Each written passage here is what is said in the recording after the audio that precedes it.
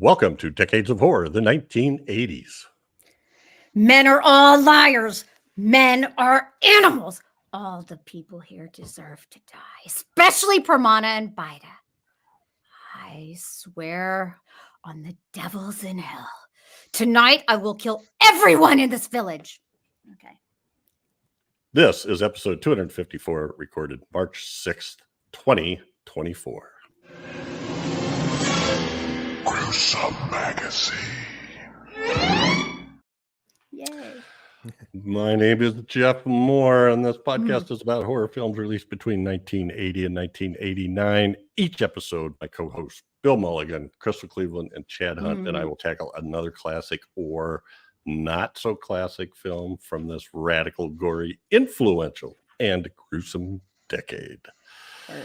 Unfortunately, Chad Hunt cannot be with us tonight. He's on a bit of a hiatus, you know. Those reading all those taglines, just he needed some recovery. Yeah, we broke him. So, but we do have the newest entry in our, let's see, what did we call that? The Grue Believer Celebration Shenanigans for the month of March. Oh, that's nice. Scott Wells, who's been a faithful reader, has a Saturday Mad Theater Facebook group. I should say faithful listener and commenter. The Saturday Mad Theater Facebook group, and a paranormal investigator. Yeah. Cool. What's that behind you? Yep. Oh, no. Yeah.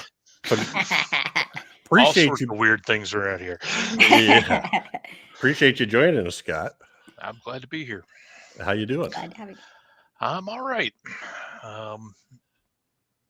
Yeah, I'm doing okay. No, Really? That's the hardest part. Because honestly, you're using. like, I'm good. Don't use Thank Crystal you. script. It's like, Yeah, because see, I do the worst. I'm the worst. I'm like, I'm good. I am Moving on. fine. Yeah. I need a writer. Just see. Okay. Also joining us tonight is Crystal Cleveland, the Living Dead Girl, and co-host of the Gruesome Magazine podcast, and has her own YouTube channel, Gothic Cottage. Check that out. Yeah. How you doing, Crystal? I'm doing wonderful. I am good. I am well. Everything is fine. Actually, that's very typical. Actually, you made it easier for me, Scott. See, now I feel like I'm in good company. Because really, truly, it's like, good. I'm good. I'm good. Did someone tell you Why differently? are you still asking Who me? Right? told Yeah, you? I'm good. Last but not least is Bill Mulligan, Bill writer, Mulligan. director, special effects guru, co-host of Decades for the 1970s, and a published author. And a cat wrangler. I was about to say, cat. Those are you Yes. can't fool me. Those are Cthulhu tentacles. That's what it looks like. Actually, that's awesome. Bill, I keep seeing this stuff, all this cat stuff. I'm gonna have to buy you something for when you come for Dragon Con, because I can't wait to see you guys. So you don't just have got to back from buy the me convention, anything. right? Yes, Retcon, a small but really good convention Yeah. locally, which was nice. The hotel had some issues, but the folks putting on the convention did a really great job. Rolled with the punches. We actually did a panel, Decades of Horror, the 1980s, and we voted on our five favorite films from each year, and then we voted for the winner, The Thing, of course. Everyone knew that. Yeah. But it was a lot of fun, and because of some air conditioning problems, they moved it to the con suite. And actually, that was perfect. I hope we do that every year, because it was like just a bunch of friends sitting around a couch. I'm doing my little PowerPoint. We're cheering on the film. It was really cool, and there were snacks. So, food's yeah. always good. So have we done all 50 of those movies? That's a good question. Like, I know what the movies were. I'm like, You know what? I'm gonna have to take a look and see. It's funny because there were some years, like I think 85 ended up being a 5-way tie because every judge picked a different film. And then there were some like 89 where we're starting to get in almost the 90s, and you're starting to see where things changed, and it wasn't quite the great pick that some of the earlier ones were, but still a glorious decade. Yeah, it's interesting to look at the different years as you go through the decade, how the movies change.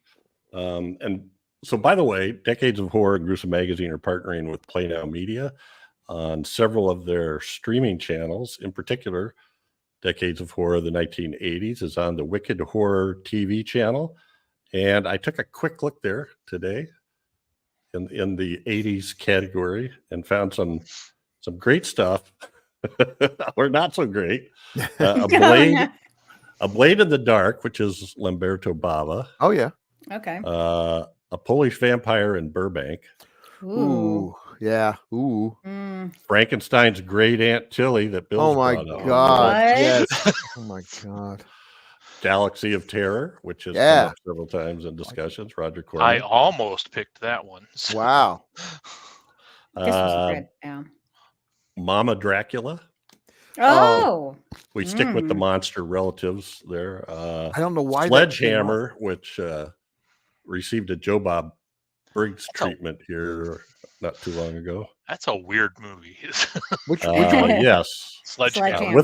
Without Warning, which is one we've talked a bunch about. yeah. doing, Yeah, we need to do that. and didn't think it was streaming, but it's on Wicked Horror TV. There you And then, in the many zombie sequels, Zombie 4 After Death, 1989, and Zombie 5 Killing Birds, 1988. Now tell me how that happened. I don't know.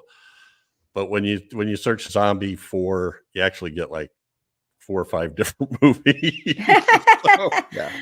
Yeah. all right. So anyway, I just want to throw up some current stuff that was on there that either we've talked about or I hadn't heard of, but sounded like, I Right up forgot our alley. Working Stiffs. Have you seen that? Mm-mm. Sounds fun. A temp agency figures out how to resurrect the dead. Okay. Hmm. I love it. So, no salaries, awful. no insurance, no, just Wow. That's actually All right. hilarious. Don't give them any ideas. What a It good does. concept. all right. On this podcast, moving on. But check that out. The Playdown Media streaming channels are fun. They have a ton of different. There's actually I forget exactly what it's called. If it's a Sasquatch or Yeti channel, but they have one. That's not related to that. They have All Star Wrestling, Grindhouse, Zombies, found footage. So anyway, You had me at check them rest. out. So yeah, on this podcast, we start by giving some basic details of the film we're covering, and followed by each of our first impressions, and then we do some taglines, move into the general discussion of whatever trips our triggers, hopefully Trips are triggers. relating Yeah. to the film. Yeehaw. So today's episode is The Queen of Black Magic, Yeah. 1981. Mm-hmm. And there she is doing doing her training, I guess, in the moonlight, somersaults on the mountain. Mm-hmm. That's how it works. Yeah. Directed by Liliak Sugio, Nice try. written Yep. by Imam Tantali. Cast includes Susanna, Alan Nuari, Teddy Purba, W.D. Mokhtar, Dadi Sukma, Siska Widawati, Sophia W.D. Mian Brajo, Dorman Borisman, and H.I.M. Domsiak. And what's really weird is this is the way they were spelled in IMDb. That is not the way they were spelled on the film credits. Well, Oh.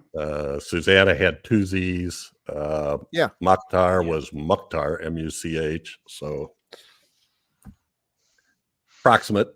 The production of Rapi Films, and it was filmed at the PPFN studios in Jakarta and the AOI studios in Tokyo.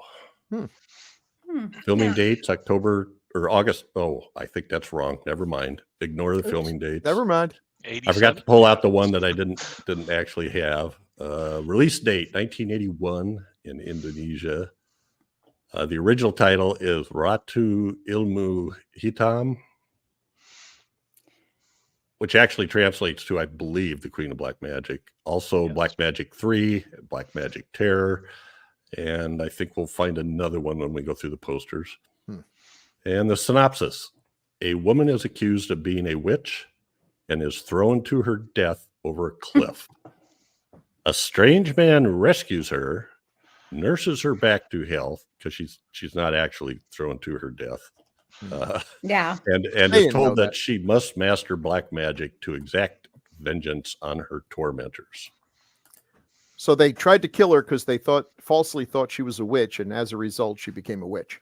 Exactly. Yes, that's the best part of the whole movie. You got it. Yep. You got it, Bill. Yeah, that's what happens. Okay, well, Self-fulfilling prophecy. Yeah, Yep. it's like that's what the It Terminator did. It is. Yep. Well, let's get into first impressions. And Scott, if you don't mind, this is your pick, and we usually do the picker. Okay. Goes first. The picker. He gets I the was blame. careful. So, had you seen this movie before? Why did you pick it? What did you think of it? I actually saw this for the first time about maybe a year or two ago. It was actually on Shudder back then. Cool. And I kind of came to it because of decades of horror, the classic era, actually, because Whitney Cayazzo, who was your co-host on that, had been picking a lot of these Mexican films that I hadn't seen. And I realized I had this big gap in basically world horror cinema and started going out and seeking these things out. And I saw this on Shudder. I was like, I'll give this a try. And I was expecting something more like Beast of the Yellow Night. And I was really pleasantly surprised that this is actually a really kind of beautiful film, and the story really grabbed me, and it kind of stuck with me ever since I saw it back then. I loved the idea of seeing this kind of story of witchcraft that we've seen in other films from America, Europe, England, but seen from this other culture perspective, and I just found it fascinating to watch, and I've been wanting to go back and revisit it, and that's kind of why I picked it too. It's like I want to go back and look deeper into this and see what's more there. It held up for me. I mean, it kept me fascinated while I was watching it again. It's almost hypnotic in places. So, yeah, it's got a lot of tropes that we see in a lot of Asian films of that time period. All right. Well, let's take a look, see what Crystal has to say. Okay. And I don't know if you remember or not, Crystal, but we talk about this quite a bit, right? In the Gruesome Magazine podcast, it's fun doing horror movies from other cultures because you learn about other mythologies and things. Did you know that we reviewed? The Queen of Black Magic. Is that what? Yeah, sort of a remake sequel. Yeah, it's not really a remake, but a sequel, which is still out there on Shudder. Anyway, that one was good. We all liked it too, if I remember correctly. Yeah. Oh, I watched it again, and I see I see where it's connected. Totally different story. Totally different. Yeah. Yeah. I was about to say, I was like, it's totally different from this one. Well, but and I think that was a Shudder original too. Shudder exclusive. Yeah. Okay. Well, anyway, I'll get out of the way here. What did you think of this one? Okay, so this movie is absolutely horrible. It is horrible, but I loved every second of it. Okay, like it's super bad. It's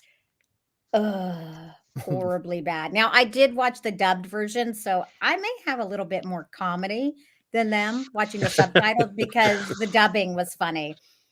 And the actors, I mean, they tried. It's not like they weren't trying, but I thought, now that I've seen some of the actual dialogue from the subtitles, though, I'm like, maybe it wasn't as crazy as I thought. Because some of the stuff that they said, I was like, surely that can't be. That it can't actually be what's happening here. Oh, but it is. Just when you think this movie can't get any more ridiculous and over the top, it takes it to another level and then another level.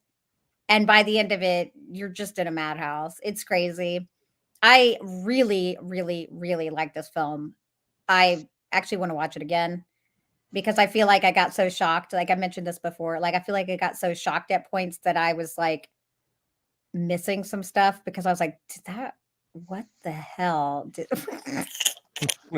Oh, it's one of those bad films. I would not recommend this to people unless they shared my sort of love for bad films, because they would be like, this is awful. You hate me for recommending this. But the effects are actually very interesting. There is a point where some of it is so painfully bad that it's very funny. And then there's some that's actually really, really good. Mm-hmm. And I was shocked how good it was. I was like, that actually looks amazing.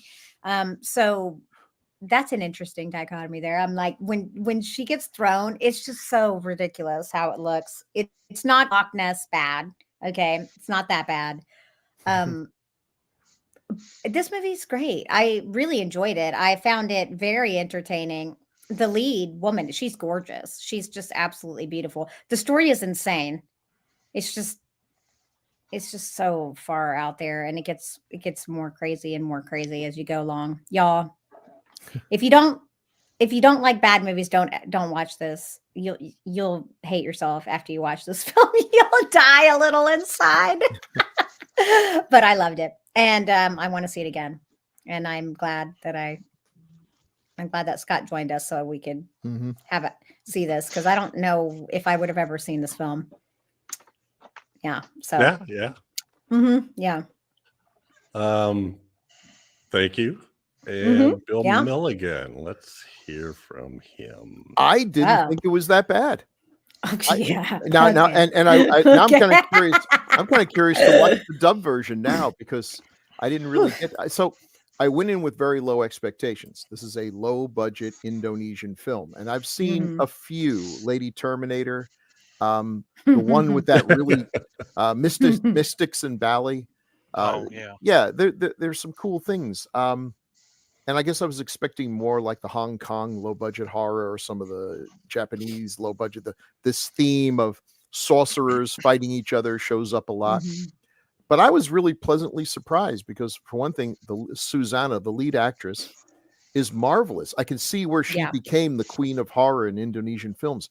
She's very attractive, but not in a fake way. She can do she does a good performance without really doing a lot. Just the way she looks, that her eyes can convey anger and sadness and vulnerability and power. She's a genuinely good actress. So that was kind of surprising to me. It was really cool seeing a film where the exorcist is a Muslim. We're seeing some of the same tropes that we see in Western horror films, but from a completely different point of view. That was pretty cool. A lot of the acting is over the top, typically over the top, but the story was a good one. A woman wronged, and she comes back for vengeance. And the effects were dodgy. Some of them were fun bad, like the bladder effect. Yeah. And some of them really got that folk horror vibe that I like a lot. To me, the really simple ones were good, where she just takes her hand and sort of twists it in the air, and suddenly it's got a handful of flies or bees, and then she blows it. And super simple. I mean, we're not doing anything here really, but she did it with such conviction. It looked cool. I like magic. Yeah. If you don't have the budget to do Harry Potter versus Voldemort, you're probably better off not doing it. Doing something simple, twisting a voodoo doll and having somebody contort and everything. It seems more believable. And it's neat seeing a different culture's version of horror, that clearly these people live in a world, in a culture where magic is real. Black magic is real. When you get married, you hire a local witch doctor to, do some praying to make sure it doesn't rain. That's like the caterer and the photographer. I mean, you hire the witch doctor. You'd be crazy not to. What are you nuts? That's neat to have that rich mythology, and I'd like to see more of it. I'd like to see more. So I was I was very pleasantly surprised. This is not something I probably would have gone out, sought out myself. So thanks, Scott. I had a good time. Yes, thanks, Bill. And I did too. I actually think it's a pretty good movie. Oh, Jesus. The story is we've watched too much horror. Well, that could be. Well, it's just so different than our usual fare that it's just so much fun, I think. It is. It's got a little bit of comic relief with a couple of those side characters, like when the rain shaman, there's a storm coming up and they go, I don't know what happened. I've been praying for 3 weeks, And then he starts to levitate. Wait, what's happening to me? Stop this.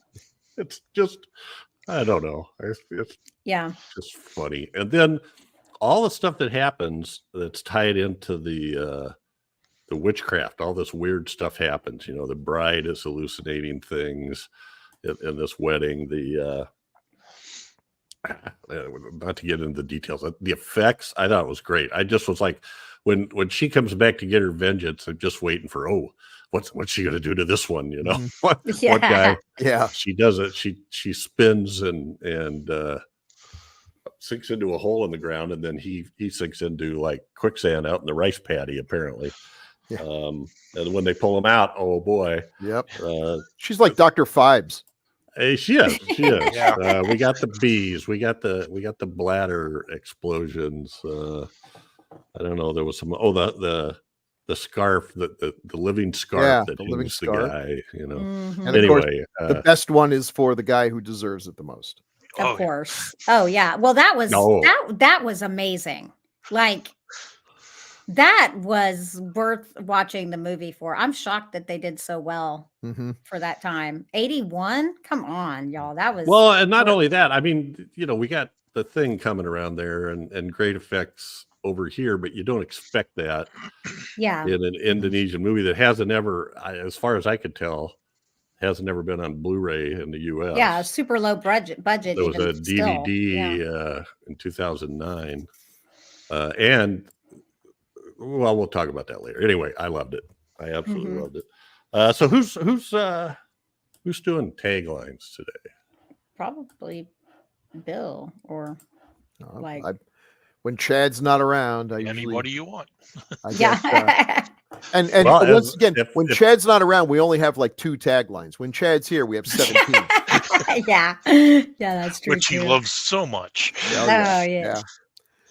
Jeff will go and pick up every poster and find what the poster says. Yeah, that's a tagline. That's a tagline. Make one up. Well, and I you know what? That would be hilarious. We're not going to make you say them in Indonesian, though. I actually have made some up before, but on classic era. Confession time. You just see you see the trend and you go, okay, one more. We'll go one step further. Yeah. So now it is time for Chad.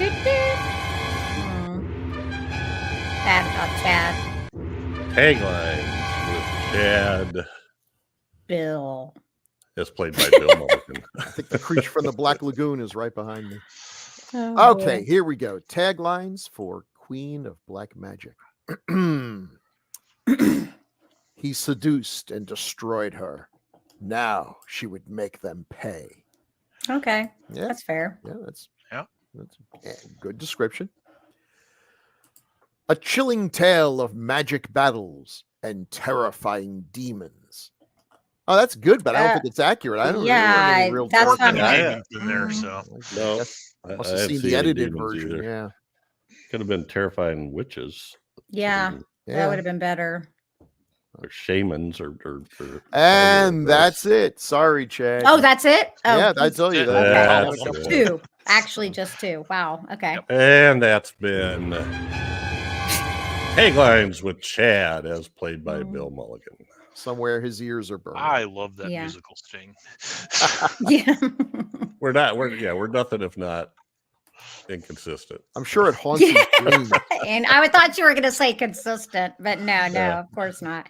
It's the opposite. Well, it all depends on if I need to turn that into a video so I don't have to push 2 different buttons. Yeah, here. see, I need to do that for you too. Well, let's take a look at the posters where normally we would have seen those taglines, but I don't think we do.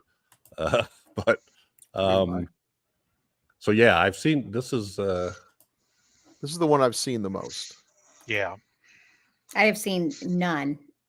I knew nothing of this film. well, and there's no information on that poster other than Yeah. the title and a picture of Susanna. And it's a good poster. It tells, It is. shows us the high points, and it's got her front and center as she should be. Mm-hmm. Oh, no kidding. All right. Well, then a couple other ones. Here's the in the language. RATU, ILMU, HITAM. I feel like I'm doing, Klatu, Barada, RATU, Niktu. Yeah. RATU, ILMU. Yeah. Way to go, Jeff.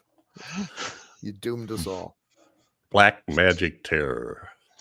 See, if I saw that, I would just think, oh, that's like Black Magic or one of the Black Magic movies, which are unrelated, but all get slapped together. And it's that, from what I understand, is what they were going for. They were trying to ride those coattails from the Shaw Brothers. So, yeah. Well, and Black Magic 3 actually tries to say that, which was one of the titles. Like Demon Story. I kind of like that because Anyway, they're different.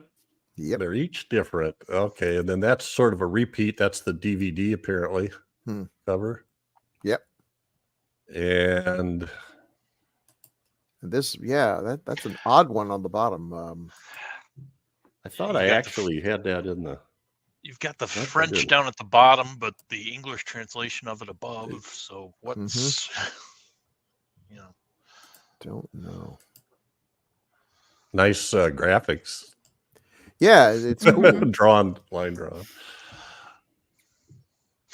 It's got almost that EC Comics kind of quality to it. Yeah.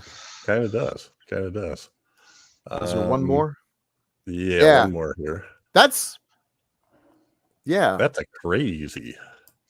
Yeah, I love that one though. I think that one's fun. And the head. The head thing is great. The whole movie. Yeah. Oh, yes. I was trying to figure that out. I was like, what is that? What is he? It's not a flattering picture of her, but I do like the head. Although it looks like he's turned his head around to the back. Yeah. Pulled it off there. So I see you sneaking up on him. Oh, these guys. All right. So that's another name for it then. So and what did you say that translates to? I believe it's Queen of Witchcraft as opposed to Queen of Black Magic. So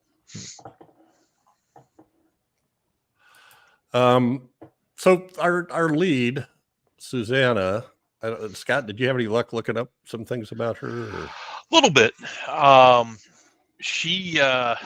She is Indonesia's Barbara Steele. She's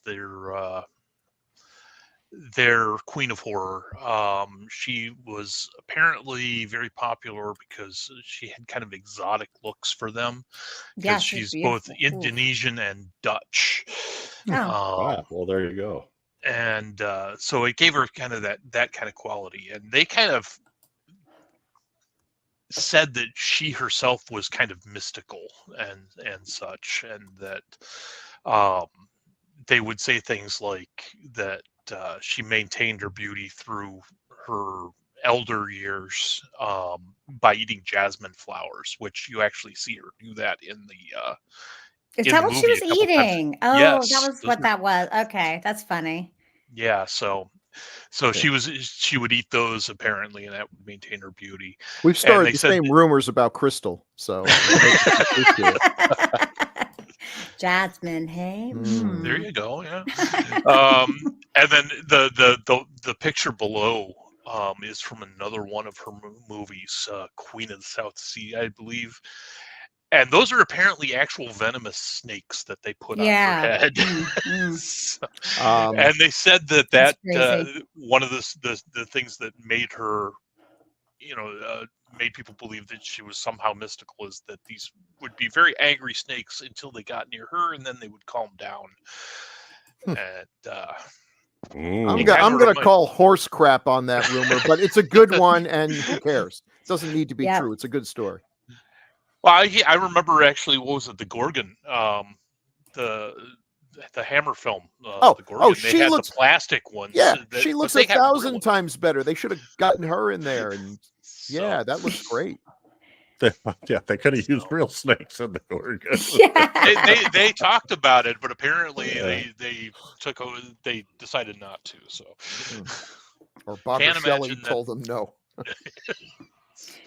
So, but yeah, she unfortunately passed away at age 66. So she was fairly young. Yeah, that was young. Really. There was a lot of weird things about her death. She apparently passed away due to complications with diabetes, and which is very common in the Pacific Islands. Yeah, it is. But but then her husband basically just buried her in the backyard. What? I mean, I guess you could do that. I guess I don't know what. And then that started rumors that he had killed her in order for inheritance, and then her children got involved, and they basically eventually it turned out that no, it was actually the disease that killed her, and that was all part of her will, and so it was. She's a very unusual lady, but she was in a lot of horror films in Indonesia during that time.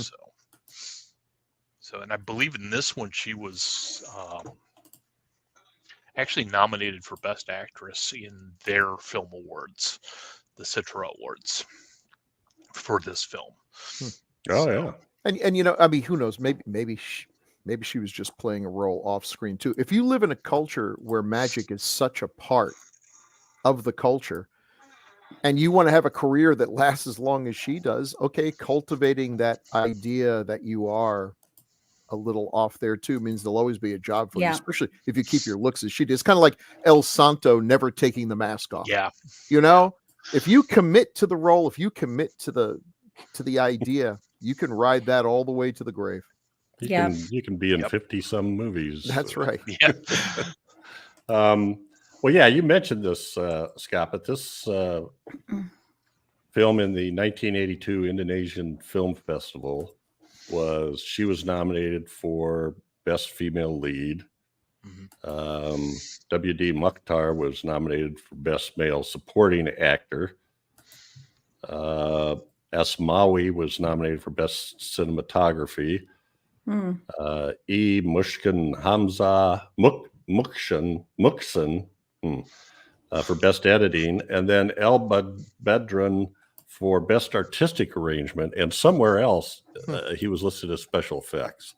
So I think that must have been their euphemism for I don't know what Best Artistic Arrangement actually means, but I would go with that. That they were excellent, I thought. And I just discovered, I was trying to figure out, because now I'm looking on IMDb and her name is spelled with 2 Z's. Well, where I got the 1 Z was I found Indonesian cinema website that was in Indonesian. And I copied the cast list there because they had a better list of who played what. And that's where that single Z came from, which seems kind of strange. And then I copied the synopsis in case I had a feeling this might be one of those movies I didn't really understand what was going on. It was pretty straightforward. It was. I copied the lengthy synopsis that was in Indonesian and ran it through the translator but I didn't have to use it because it was actually pretty straightforward.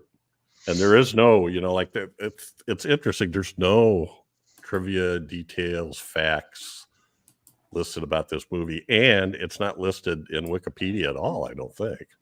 I mean, I No, not the English version of Yeah. Wikipedia. Uh, so. I think one of the reasons this works is this is a very foreign film. It's not Western at all, so it's more foreign than most foreign films. But the themes are pretty universal. The bad guys are easily understandable. One is a womanizing jerk, and the other is a failed politician. We can totally relate. We've all run into those people to our peril.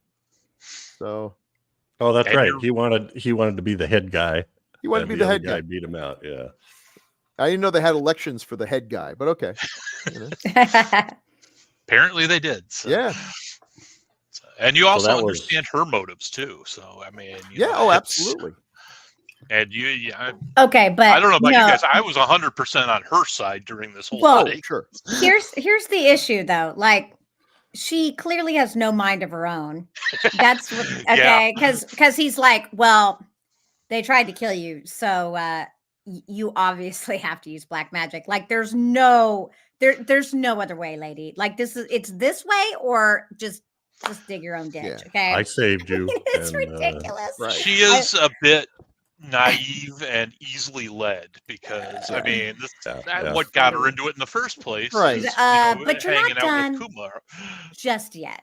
We need just a little bit more. Yeah, and then she pretty quickly, when she sees her boyfriend, and that's a whole nother creepy element, when she sees him talking to another woman, just talking, and is like, I'm like, I can relate to this, because this is like what starts fights at my school. I saw him talking to another girl. It's like, half the world is girls. He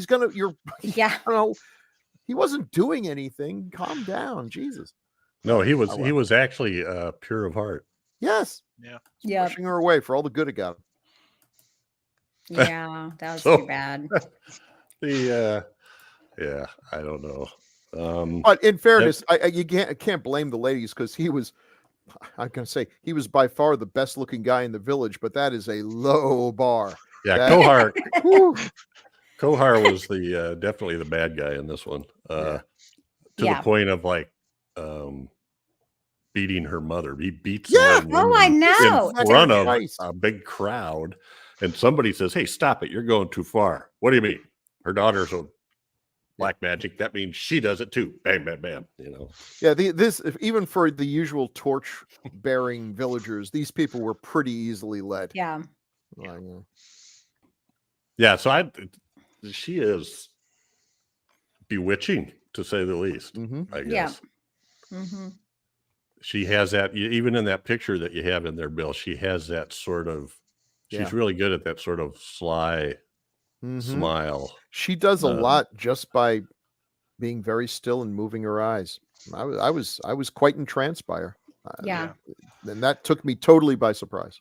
Yeah. And she does a lot of things just by posing, turning to the side, and there's that one scene where she's standing over Kuma, and she just flicks her eyes up to look beyond just for a moment, and then back down at him, and it's just like that. It was like just chilling. And I like the simplicity of the spells, that they don't go into all the crazy contortions and things that you see in some of the other magic ones. I like that. I like the simplicity of it. If magic were real, I don't see why you need to go crazy. Although here, that's now I'm guessing this was the stuff that was shot in Tokyo, because this had a totally different vibe from the rest of the film. The lighting and the color and the cinematography, that was very cool looking. And how they were able to get her nude without actually showing any nudity was marvelous. Those strategic blurry branches and smoke. Very, very well done. Oh, and there's a with Indonesia, very strict rules against nudity. So since it's a very Islamic.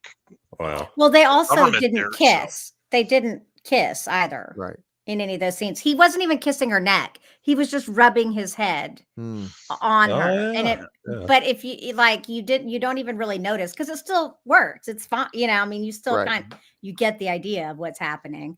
But because I was like, oh, he's not even like, actually, He's just pretending to be like.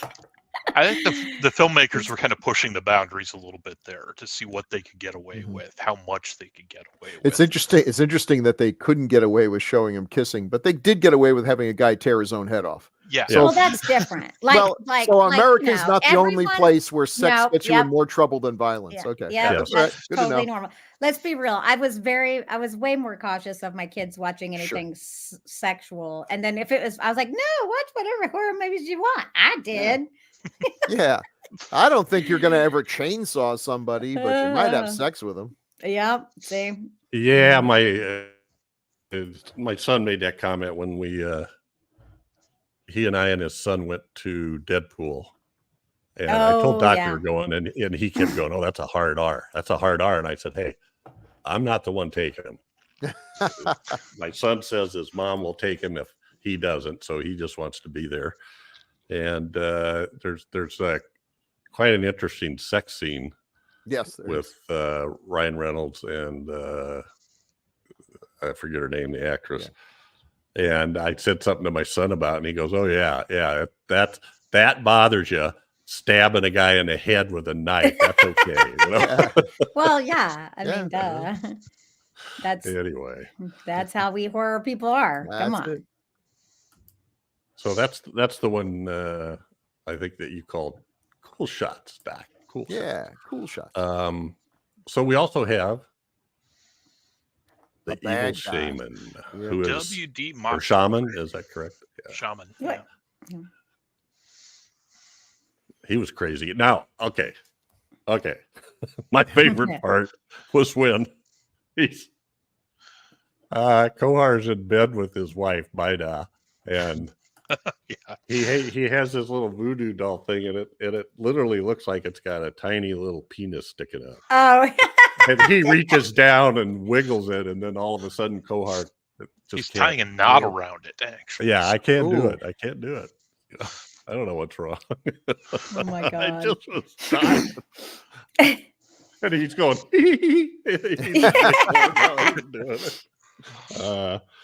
and then he also had the one where he's trying to get Baidah to seduce Permana, who's the good guy. Yeah.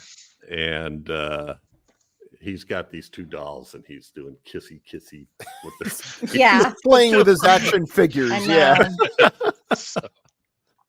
Giggling again. Too many Christmas.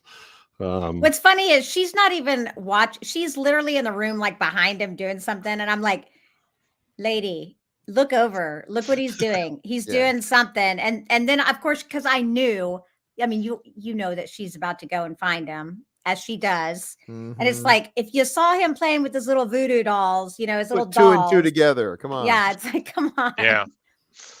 So I wonder, that top picture, what is he? He's like shaking some, I don't know, rattle or token or something that he's got with his little I like the fight between him and I don't know if he's an imam or what the proper name for what his role in Islam would be, but the one guy's praying, doing the Islamic prayer, this guy's doing his voodoo and everything, and it's a battle there, and the Muslim guy is just playing it cool, like just he's not ducking as pieces of the roof are falling. He just has faith that he will be protected. Right. And then the other guy just goes flying in the air. And it's cool seeing this good versus evil from a different standpoint than the usual Judeo-Christian thing that we're used to seeing. It's neat seeing that. That was cool. I believe that his title was a Santri, which is a student of Islam in that area. So, but okay, which practically made him the Pope in that village, because this guy clearly knows how to read, and he's so far ahead of everyone else there. And that's actually very true. That's because they had sent him off to the schools to learn that stuff, and he was from the big city. So. Oh God. So spoiler alert for those who haven't seen this, but it turns out, turns out he's her brother. Did he change his name? Is that something that he would have done? No, she gave him a fake name, I think. And I don't know if he did. Oh, actually, I didn't even think about it. No, she gave herself a fake name. Yeah. I mean, he may have changed his name. He might have had a because he different didn't name seem in to the know religion. until she said, "I'm Murney." Then he didn't know that was his sister. Then he was like, "Oh, Right. wait a minute." She used a fake name because the whole village was Yeah, I afraid hated of her. her. Mhm. So this guy was great, and all his little gimmicks. This is a pretty standard trope in these movies. The old wizard who's either good or evil, but he's old, he knows things, seen a lot of shit, and can pretty much pull a magic scroll or something out of his butt and make things happen. This is our failed politician too. Yes. So. Yeah. Yep. He's got that scary curvy knife too, which is like, yikes. I'd hate to get stabbed with that. Yeah. Those are the cool daggers. And poor Murney, she ends up getting manipulated by these two different guys, Kohar and Gendon. Yeah. Gendon, yeah. She likes the bad boys.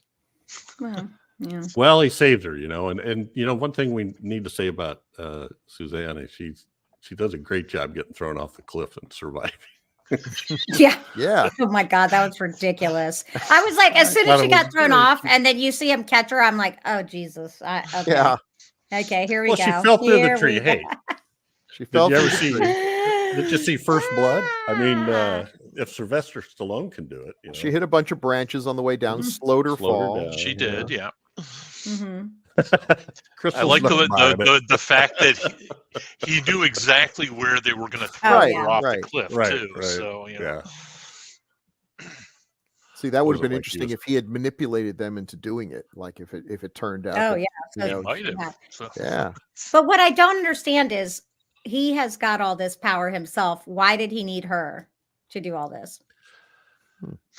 I'm thinking it's just he wants somebody that they can blame and keep the attention off of him for a while.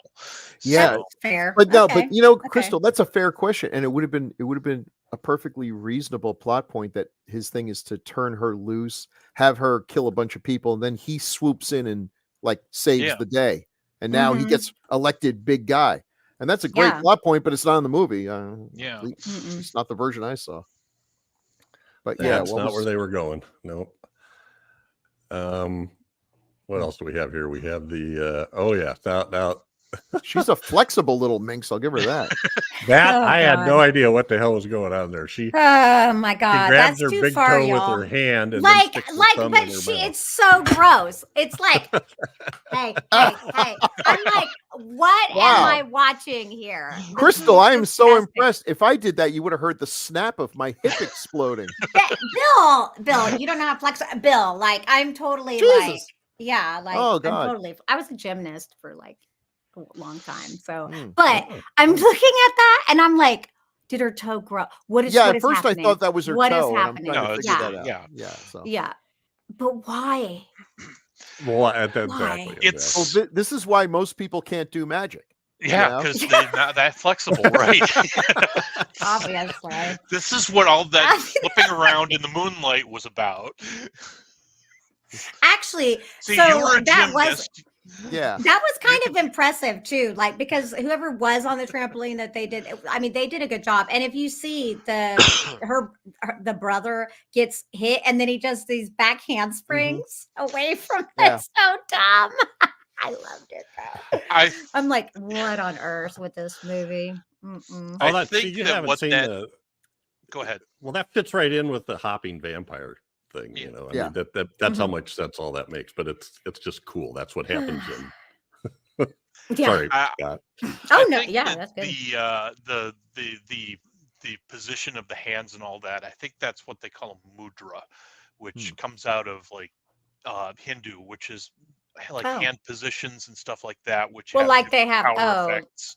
Like they have the that makes sense, like with the so you can't see. You mean where she's got her arms up in the air and just getting the blood poured on her, or the one where she's got where she's got her leg up with the thing? I think that's what that's supposed to be. So the people that are magical technique. So the people that are listening to the audio version of this podcast, she's got her with her left hand, she's got a hold of her left big toe, and then she raises it up and sticks her thumb in her mouth, and that Yes. allows her to do some spell. The- You know? Yeah. It's That's awesome. the weirdest thing I've ever seen. I in so my wish entire this life. really worked. I really, I know. I'm so. Be awesome. I don't really. It's not that I don't necessarily believe in the paranormal or magic or anything, but I've seen no evidence. So I right. I have to be skeptical of things that I have no real evidence for. But I wish it were true. But it's funny. So many people believe it to the point where, you actually have some of these Tai Chi masters who will challenge mixed martial artists. And they're used to like doing this thing where they knock people down without touching them because their students totally buy into that. And then this guy just walks up and punches them in the face. Yeah, And they're like, what happened? It's like, well, reality is what happened. yeah. But it's really cool Yeah. to watch. It's really cool to watch. It's in movies and stuff. I just love that. I love the simplicity that she just reaches up and grabs air, and suddenly we look and there's a handful of bees. The editing in this was good. I like the editing. Oh, yeah, And yeah, that's yeah. how you're able to sell these things that you like tearing the guy tearing off his own head. It's a series of shots as opposed to trying to do it all in one shot like H.G. Lewis would do, and it would look fake as crap. But no, Well, the way they shot it, it worked. They did a good job too with the shaman whenever he got beat. Mm-hmm. He would sort of like throw himself, and then they would cut to him rolling into a corner in slow motion. Right, that was another thing they always did. They always put that final fall through in slow motion. The bottom picture here is, I don't know what was going on there, but she stood there apparently naked, although we only get to see from the shoulders up, with her arms up in the air, and the shaman is pouring this stuff that he's been brewing all over her, which turns red at some point. He's also naked, so thank God we only see him from the waist up. Well, now that's interesting because I pictured him having a loincloth. Well, I didn't really think about it, but okay, great. It's just that's some of the. Well, I see. Did I show the other ones? Yeah. So I got a ton of these. I'm just going to throw these up here because, in the interest of time, but I did a bunch of screenshots of creepy stuff. And one of the things right off the bat is there's a bunch of women working in the kitchen, I guess, preparing food for the wedding. And all of a sudden they start screaming and gagging, and the noodles are covered with maggots. Mm-hmm. Mm-hmm. And then the bride is waiting for the groom and two other guys flanking him, walking up to her, and they turn into this zombies, a skeleton and a couple of creepazoids and she totally freaks out, runs away screaming. Even though it's that's black the magic. jankiest skeleton ever. Yeah, not a great skeleton, but they did put Kohar's jacket on him. They did, which was a pretty cool jacket. And then the bees. Once she gets her black magic powers and goes back to kill everybody, well, actually, she's just going after the ones that threw her off the cliff. This guy gets the bees. And they just smeared honey on this poor guy and let actual bees crawl all over him. Well, I mean, budget. Okay, Bill, budget. Well, yeah, but the point is, health and safety has nothing to do with it. It's just budget. That's right. This guy is no diva. Because you know what? He considered himself lucky. Oh, thank God I died by the bees, because the next guy. Yeah. So the next guy. She put venomous snakes on her head for a movie. That's so. Yes, she did. I don't know. She did. And this guy put a condom on his face for a movie. And so, this looked a lot like the super bladder work in The Beast Within. I kept thinking about that. Because first his legs blow up, and then his arms, and then his when face. They pop, they're really juicy, which is cool. Oh, they did, and he ends up looking like really this. Yeah, that was actually really gross. And his face is just kind of a pulpy mess. Nice. And then and there's oh my God. the guy that sinks into the rice paddy, and when they pull him out, yes. That and looks those- like something Fulci would do. Oh, you know? absolutely. Oh yeah. Mhm. And these worms. No, I'm they thinking, do have you are- think he wow. really had put live worms in his mouth? Or Yes! Oh yeah. Yes. Yeah, absolutely. Absolutely. Jeff, Absolutely. yes. Jeff, Oh did you think God. this One. was CGI from 1981? Oh yeah. Absolutely. No, I he was did. thinking maybe there was like a rubber worm, Oh, and he was Jeff. rolling it with Oh, his tongue or his Jeff. teeth or something. And it was- No. No, this guy was just no. a good sport. I was trying to be positive. Wow, And they got yeah. a good shot of it Gnarly. moving too. I mean, it Yeah. was. Yeah, they it went did. like I was like, oh, okay. And these That are not poor normal worm. worms. These are like eel worms or something. Look, for all I know, they're a delicacy. And as soon as the Yeah, scene was fair enough. over, he Yeah. fried them He up ate and it. ate them for I real. think it but looks like they got legs, doesn't it? I don't What? know. I I'm never wouldn't Okay, be getting at all no, close to it. surprised. So. No, that's so gross. Maybe not. Oh. That's Centipedes grass. I are think very that's grass. popular in Indonesian horror. So Yeah. All right. So Oh Lord. where do we Yeah. go from there? Yicky. Is there? Can we go a step farther? Well, well, That's the guy that's hung by her scarf. the living The scarf. scarf Yeah. just flies out around her and pulls him up the tree, and his tongue And he's pops thinking, out. thank God I got off easy. I'm just being Mhm. hung here. There is a nice shot where it shows from the back of him, and the camera comes down, and you see her frame between his two legs, smiling up at him as he's hanging there. that's I why don't she's know, I actually don't- eating her jasmine flowers too. So. Yes. And then now we get to the piece de resistance. Yeah. Yes. He's thrashing around. His face is all bloody. His hands are bloody. And then he goes into it's kind of the main square, right? There's the villagers with Jeez. their torches. Yeah. Well, yes. As a matter of fact, I was going to bring that up. We had the prerequisite mob of villagers with torches. And coming it's a little farther there. And finally, it's off. Yeah. Yep. And it's a pretty good head too. It's a It pretty good is. head. Well, here it is. I He can make drops it it on fly the ground. around is actually really cool. He drops it on the ground, and then It it flies. starts flying around, Mhm. goes up to the village head, sinks his teeth into him, and at some Chomp point and is chomp. like ripping a chunk off of him. Yeah, more Yep. Fulci. Yep. Yeah, and okay, look, it was a fake head on a string, but I couldn't see the string, and that's something I can't say Yeah. about a lot of movies with bigger budgets. Yep. So Exactly. Sure. It moved really well. And this is another one of those things that I think has to do with Indonesian folklore. There actually is a monster in Indonesian folklore called a layak, which is it's basically a head that flies around and attacks you. It's like a vampire, it's That's wild. So we did one of the yokai monster movies on the classic era. Mhm. And when we started digging into that, I mean, when you come through this sort of feudal system with all these different shoguns and leaders, and man, the number of mythical creatures that they had, you looked that stuff up, and every one of them had a story behind them.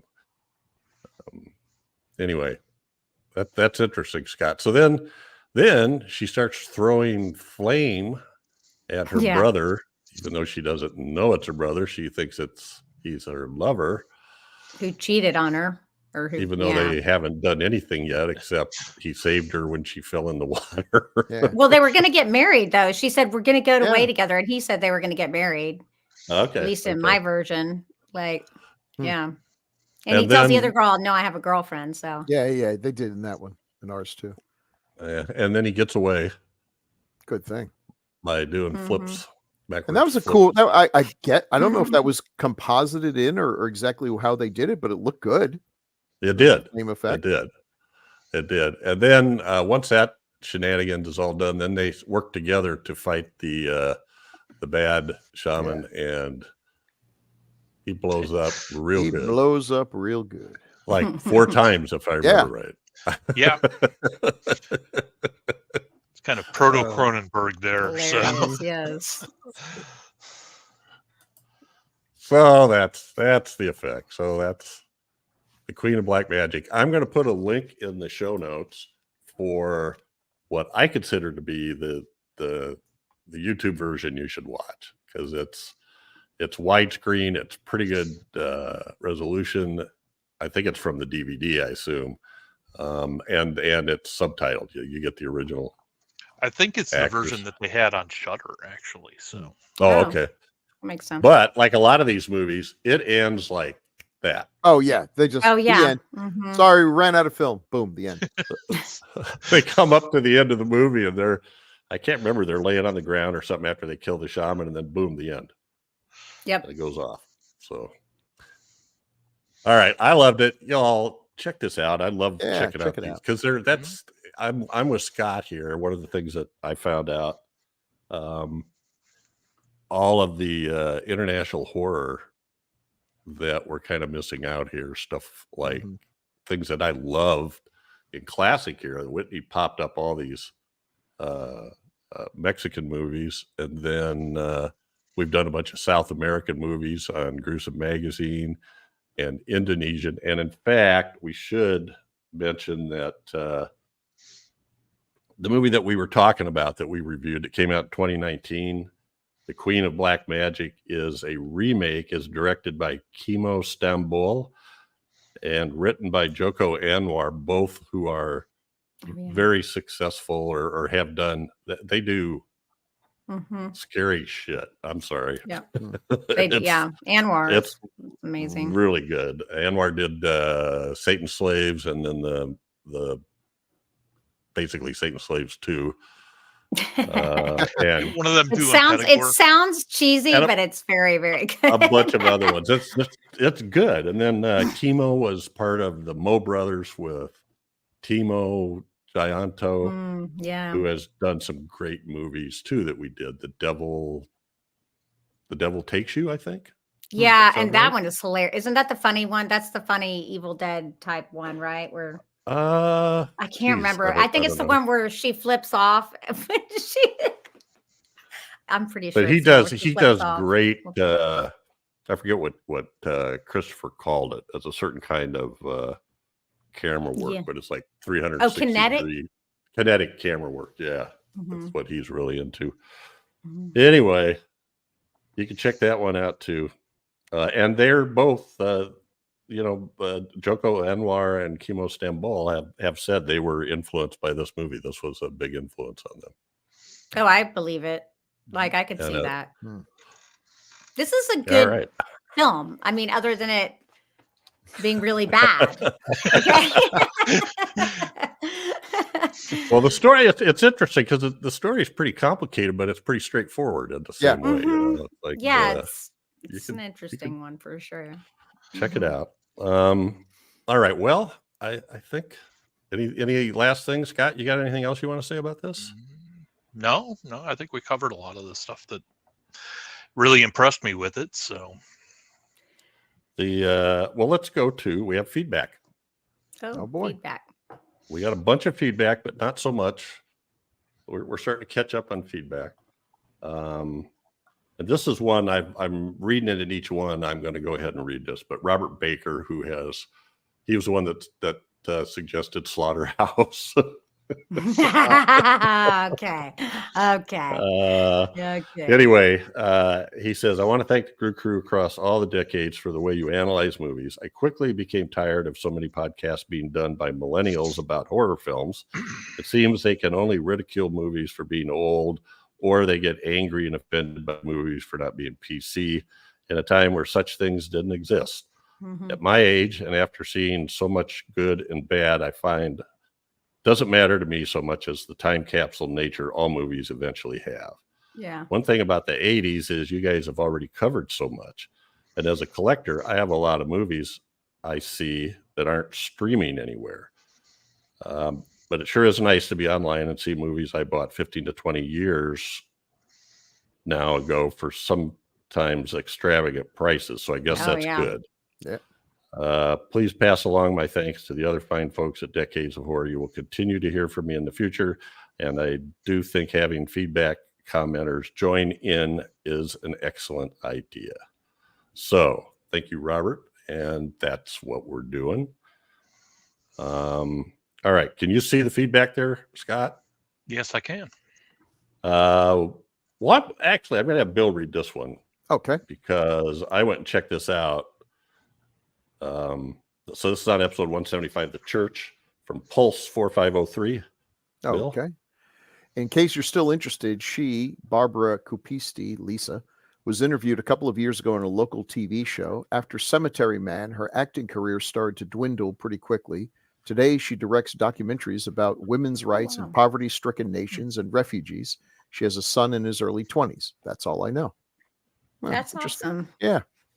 Yeah. So you had made the comment. He gives the timestamp there. And so I checked out, because he doesn't even give the name. He just says she. I had to go see who we were talking about. And we were talking about Barbara Cupisti and how good she was in this, and also in Cemetery Man. Mm-hmm. And that she didn't really do much after that. And Bill, that's always a good one for Bill. Bill's like, well, I wonder why they didn't do anymore. Yeah. Why? You're so good. Keep doing it. Well, that's good to know. I'm glad that she's still in the business, and sounds like she's doing important work. So that's nice to see. Yeah, it is. So let's go Crystal this time, because I think this bet you 186 Near Dark from Halloween Jose. 3 Season of the Witch. Jose. No, the one above that. Near Dark. Oh, Near Dark. My bad. Sorry, y'all. Near Dark. Okay. It took me until the DVD era to see this one. I still have the disc. The bar scene is intense. And as much as I like The Lost Boys, this one is better for sure. Uh-oh. I mean, I love Near Dark. It's totally different, though. It's hard to compare. The Lost Boys, though. I haven't seen Lost Boys. I'm with you. I like Near Dark. Wait. What did you just say, Jeff? I said I haven't seen Lost Boys for ages. Oh, okay. I have seen it, but it's been a long time. I was like, wait a second. Have we not done the Lost Boys on here? Has he never seen Lost Boys? First Beastmaster and now Lost Boys? Yeah, I know. I'm like, wow. I can't believe we haven't done the Lost Boys. That's crazy. Actually, yeah, wow. Well, we're divided on that, Jose. I do love Near Dark, though. I mean, episode 193, Halloween 3, Season of the Witch. Jose again. Scott, can you take that one? Sure. Halloween 3, Season of the Witch. I've always liked this one, and I still don't understand the hate it gets. Me too. Things are better today, as Crystal points out, but every Halloween I see posts in Halloween groups putting it down. I know. I first saw it probably in late 87 at a friend's apartment in college. We have the Shout Factory 4K, and it's stunning. Oh, wow, that's nice. This is a very sinister film with an apocalyptic plot. Plus, there's Tom Atkins and Dan O'Hurley. Both positives, yeah, very positive. And the Silver Shamrock jingle is one of those that is both catchy and sticks in your head for days, while simultaneously making you want to tear your face off. And that's the point. 3 more days till Halloween. Halloween. The definition of an earworm, I think. All right. And Jose again on episode 194, The Lair of the White Worm. Bill? I've not seen this one, but I sure remember the box on the shelf when I worked at the video store. Customers told me then it was really strange. They did not lie to you, sir. I didn't know anything about Ken Russell back then, but now it doesn't surprise me. That's one you should see. Yep. Yeah. Yes. Wait a second. Right. He didn't see that one, and he didn't see the next one. Jose. Yes. Yeah. So I mean, episode 200 for Bill. Well, that's what we're here for. Yes. Night of the Comet. Depression. You know what? And on the classic era, he admitted, okay, Jose, I'm outing you a little bit, but you said it before. He hasn't seen Valley of Guanchi. Okay, so see, I don't know a lot of those old ones, so I'm like, okay. But that's dinosaurs and cowboys. Yeah. That's the famous one. And Ray Harryhausen. Yep. Okay, Bill, Night of the Comet. Okay. Jose may be from another planet visiting us and, learning our ways. Needs to be watched. For Night of the Comet, Jose says, I've got news for you, Jeff. I've never seen this one either, but all the feedback I get about it is good. As someone who was a teen in the 80s, I need to remedy this situation right away. Yes. Day of the Triffids is one of those atrocious adaptations of a really solid novel I think we are all a little ashamed to admit that we like. It's rubbish, but we can't help but watch and enjoy. I have the letterbox Laserdisc from the early 1990s. It's the only acceptable version I've seen. It apparently underwent photochemical restoration in the 2010s and was undergoing digital restoration for release on Blu-ray, but nothing has yet been released. I'd be first in line. We love what we love. Yep. But you got to see Night of the Comet. I mean, and you gotta. Day of the Triffids. I mean, John Wyndham's got 2 or 3 really fantastic books. Day of the Triffids and what was Chrysalids was another one. Anyway. Okay. And by the way, Jose will be hosting a classic era that we're recording Sunday. The H-Man. Oh, wow. Japan. Yep. So I'll finally be able to get a face to the letters. That's awesome. That's interesting. Cool. Let's see. All right. Episode 249, The Beast Within, from Ian Findley or Findley? IV1NL. Crystal? Ian Findley. Okay. Well, the metamorphosis in this flick is quite unique and spectacular. Yes. Especially the scene where the head expands, which kind of prefigures that famous similar scene in Big Trouble in Little China. I'll note. Yes. I actually, as he says that, I can absolutely picture it because it just blows up. Okay. Yeah. They didn't shed their skin in American Werewolf, and the Howling, like in this one, just changed shape and grew hair and teeth. Yeah. I mean, this one is, well, that was the cicada, right? He was a cicada. Yeah, this one's supposed to be a cicada, but doesn't quite. And then they call it the Beast Within. Like that screams wolf to me. You know, like that's odd. I mean, we did find that all a little odd there. It's an odd movie. Is still good, but yeah. All right. Thank you, Ian. This is a good one. We actually have a quiz here. Good. Episode 252 from Dallas Nostromo. Good to hear from you again, Dallas. Scott, can you read that? Sure. I'm not the biggest Conan fan, but I do love the 1984 film Gremlins. Since the connection between the two films is obvious, I won't bother revealing it. Or maybe it's not obvious and I'm just too tweaked in the head to share it. Haha. Love, Dallas. P.S. If you figure it out, I'll give you a quarter. Wait, what? The connection between Conan and Gremlins? They both have a scene where someone's killed in a blender. Don't know. Why? What version did you see? What? What am I missing? Wait, what? What is it? Do you know what it is? I don't. I think we're missing whatever Dallas had to drink right before he typed out this. I'm like, what? I'm going to have to spend some time trying to figure this out, but I did it. And he says it's obvious. It's obvious. Oh, that's just Dallas. He's just screwing with us there.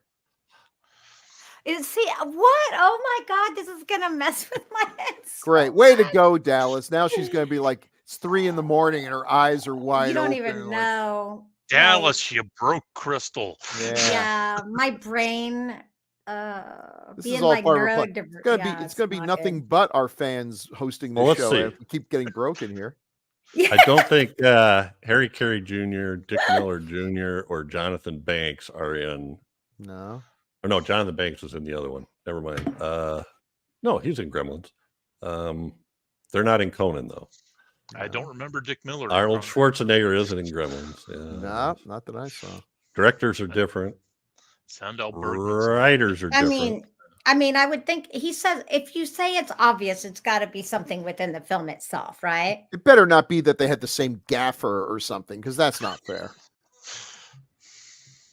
Well, Dallas, we're gonna have to figure this one out, or you're gonna have to tell us. I'll tell you what. I'll give you Psych. a quarter if you tell.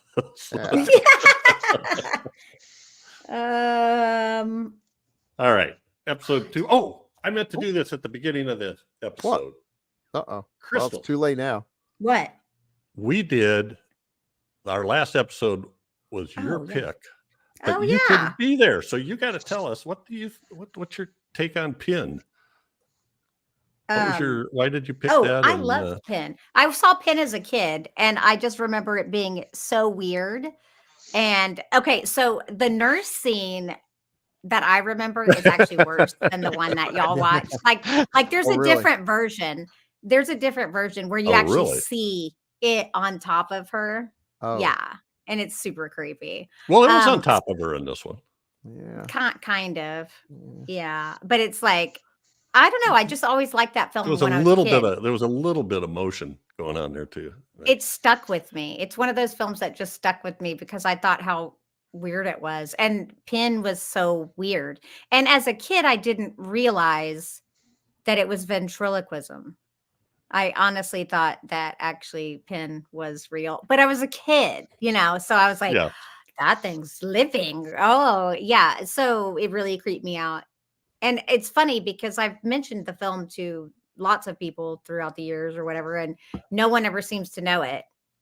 Like, Well, it's weird. It's very few people know. Yeah. It's on YouTube, but it's not streaming in any of the normal channels, and there's never been a Blu-ray, as best I Right. can tell.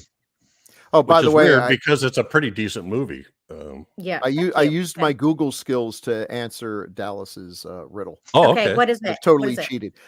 So apparently there's a site that looks for Easter eggs and hidden things in movies. And apparently Mhm. when Corey Feldman accidentally puts water on the gremlin on Gizmo and gets the gremlins and everything, there's a copy of the Marvel Comics Conan comic lying on the floor. Oh, Oh, I think So- maybe we even mentioned that, didn't we? Didn't Chad And, or something? Or that's just wanna totally say- possible. The person who runs that webpage and Dallas are clinically insane. And, wow. Yeah, I'm glad you got it though. Yeah, That's now I can very- digest that's my not- food. so It's not exactly obvious though. I'm Yeah. just Oh, like, it's yeah. so obvious. we were totally with you, Crystal. We really enjoyed Pin, Yeah, it was and, fun. and we're Oh, you pleasantly did? Okay, surprised good. Yeah. and kind of marveled at the whole idea of a doctor teaching his kids sex education with a human-sized, anatomically correct doll. Yeah. He's now officially the creepiest ventriloquist in movies, and that's saying something because ventriloquists creep me Magic. out. So Yeah. Oh, me too. So Mm-mm. I brought that up. That reminded me because we have a couple comments on Pin. The first one's from Mikey Z. Mikey And Z. I'm thinking, where are we at? Oh, wait, I got to do the other one. Bill's got to read the Jerry Chandler one. So would you read sure. Mikey Z, Yeah. Crystal? Oh, me? Oh, okay. Mikey Z. Always great to see Ralph and his brother. Oh, so I'm disappointed. Yeah. Thanks for the tips on appearing on the Classics podcast. Okay. Ralph was on, and he had his own anatomical life-size Oh, I did. Yeah. thing there. And we called That is him, awesome. I think we referred to him as Ralph and his other brother Ralph or something like that. Oh my God. I can't believe I'm so disappointed that I wasn't there. I Yeah. had so much going. It was right before we left. It was bad. Yeah, y'all. of course. I've And I got got to like find out. Yeah, that you guys were heading out on the cruise. yeah. I got to find out what tips Ralph was given about being on Classic Hero, though. Pin, isn't that about a psychotic bowler? No, it is in fact not. But don't think I've Although- ever heard of this. Gives me Although an what? idea, though, for a movie. It does. Actually, bowling is good for horror. I mean, you can hit a lot of heads and like there could be a lot of good stuff. Okay. Pin looks like Tom Cruise a little. Yeah, it does. Now I know why. It might not have been widely released as it was released around the same time as the rise of Cruise was beginning. Okay, yeah, that's a stretch, but it's funny. I must seek this out. Edgar Bergen, Paul Winchell and Sherry Lewis. Oh dear God. Okay, Yeah. I didn't know who the other ones are. Sherry Lewis, I know that she had the lamb chop. Mhm. which Yeah, was they're so all cute. ventriloquists. Yeah. Will rise from their graves if I don't. So he Yikes. does know the movie for Yeah. sure. So that's great. Sorry not to hear from Crystal, as this was her pick. Film sounds a lot like Fade to Black, which I've always enjoyed. Okay, Fade to Black. Yeah, that actually is the one with the from. Oh my God, that Chris, the I know who magician, you're. the Yes. ventriloquist Yeah, I know who dude. you mean. The guy that was That in, one is, yeah, it is funny. It is funny. That movie is a trip. Mm-hmm. It's not good, but it's not not No. good too. Yeah. It's another one of those. I liked it. I enjoyed it, and there was something about him that made him kind of sexy. You know, I don't know. I guess. Yeah, I mean, he kept. well, putting you're it- not quite done yet. Oh, I'm doing Jerry Chandler. No, No. you didn't do the last line. Oh, must watch film. It is. See if I can't laugh without moving my lips.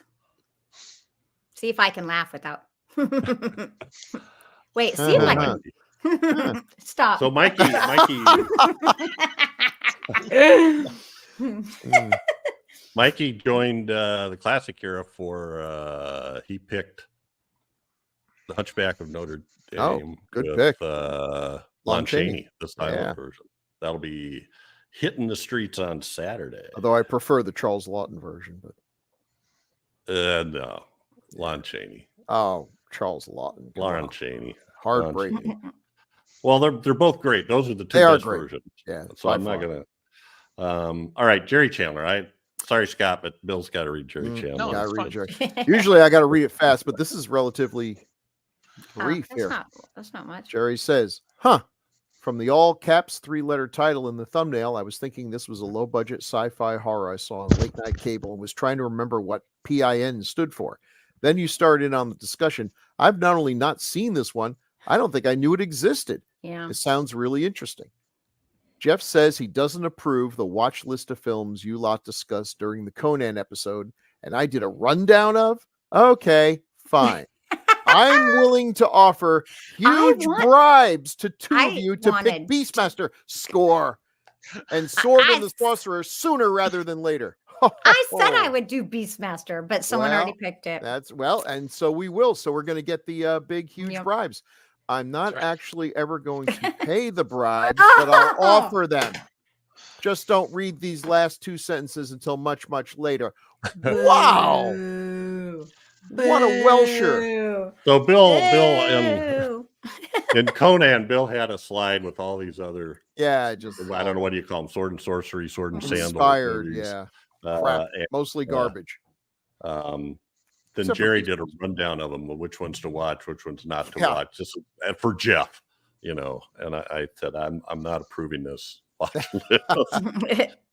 So anyway, we love our feedback. We love That's our right. listeners, and there's plenty of ways to stay in touch. So please send feedback to feedback@gruesomemagazine.com, or you can put it on the Gruesome Magazine YouTube channel, or if you happen to be a Patreon supporter, you can comment on under the episode on the Patreon page. And we have a Facebook group. I can never remember the name of it. Gruesome Magazine's HNR and DOH podcasts Facebook group. So there. The Facebook group I tend to gather periodically. And right now we've got a lot of things that we are catching up on. And so I will be checking back on those soon. So yeah, we'd love to hear comments from our listeners.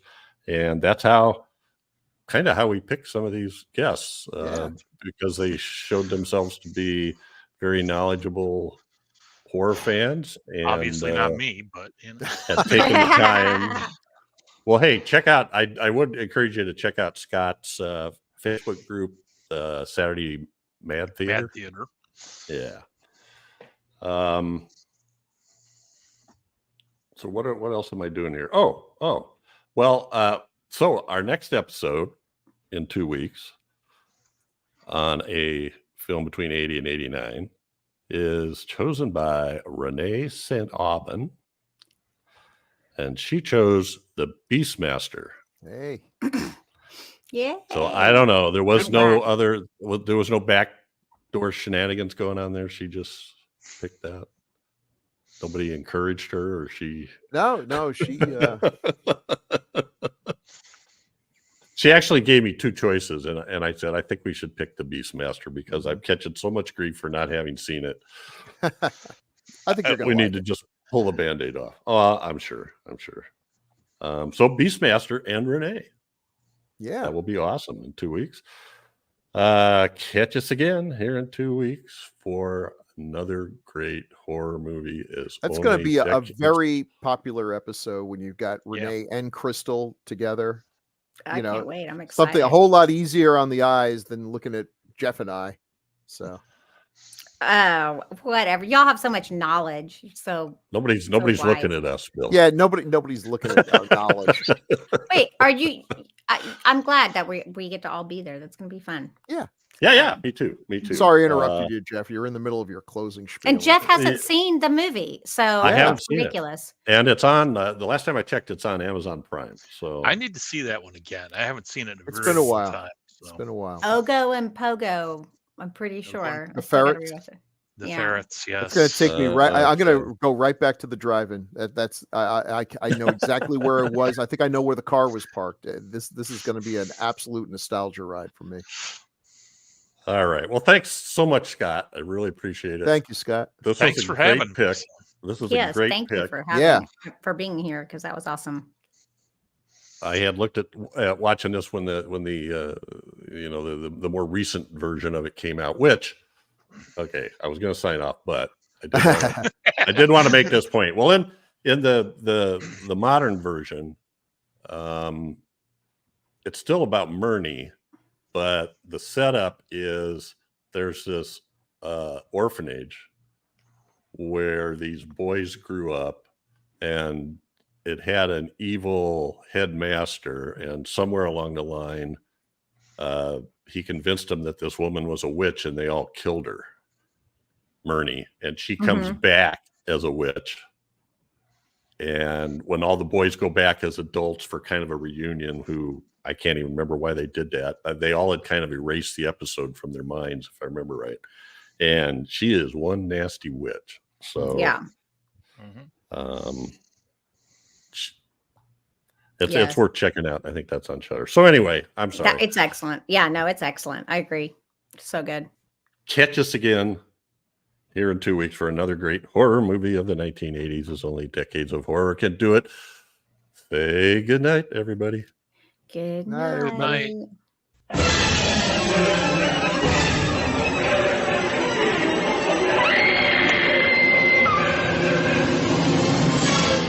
Gruesome Magazine.